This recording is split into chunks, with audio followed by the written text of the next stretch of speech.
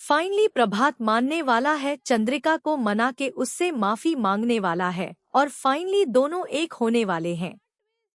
Serial वसुधा के आने वाले अपकमिंग ट्रैक में वसुधा और देव ने मिलकर बनाया है एक गंभीर प्लान, और प्लान है चंद्रिका और प्रभात को मिलाने का, जहां पे चंद्रिका और प्रभात दोनों ही बहुत ज्यादा खुश होते हैं जब दोनों का एका हो जाता है, दोनों मिल जाते हैं। लेकिन यहाँ पे देखना मजेदार है कि आखिरकार मिले कैसे।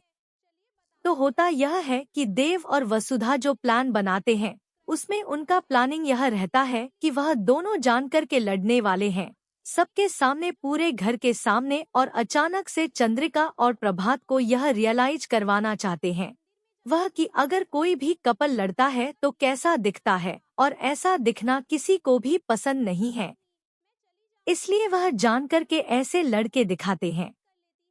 सुबह सुबह देव जा रहा होता है मीटिंग के लिए। वहां मीटिंग पे जाने के लिए उसको दही खिलाने के लिए वसुधा आती है और जान करके उसके कोट पर दही गिरा देती है। देव चिल्लाकर वहां से बाहर निकल जाता है और इसी बात पे वसुधा बोलती है कि मैं तो बहुत ही दुखी हूँ। देव चार दीवारी के बीच में जितना गुस्सा करता है वह आप जानते थोड़ी है, और इसी बात पे वह टेंशन में डाल देती है प्रभात और चंद्रिका को, जिस वजह से प्रभात और चंद्रिका दोनों ही फिर से नजदीक आते हुए नजर आने वाले हैं। दोनों अपनी लड़ाइयां भूलने वाले हैं और देव और वसुधा के बीच में जो लड़ाई हो रही है उसको सुलटाने के लिए अब दोनों मिलके एका करने वाले हैं। यहाँ पे यही तो चाहती थी वसुधा कि देवी हुकुम और प्रभात दोनों ही एक हो जाए, और फाइनली अब वह दिन आने वाला है जहां प्रभात मांगेगा देवी हुकुम से माफी और कहेगा कि मुझे माफ कर दो चंदा, मैंने तुम्हें गलत समझा। मैं जानता हूँ कि तुम्हारे लिए तुम्हारा सुहाग कितना इम्पोर्टेंट है, और जब गुरुजी ने ऐसा तुमको बोला कि वसुधा को बहू मानने की वजह से मेरे ऊपर कुछ ना कुछ हो जाएगा, तो तुमने जो किया वह मुझे गलत तो लग रहा था, लेकिन उसमें तुम्हारी भी कोई गलती नहीं है। और माफी मांगता है और कहता है कि मैं हमेशा तुम्हारे साथ ही रहना चाहता हूँ।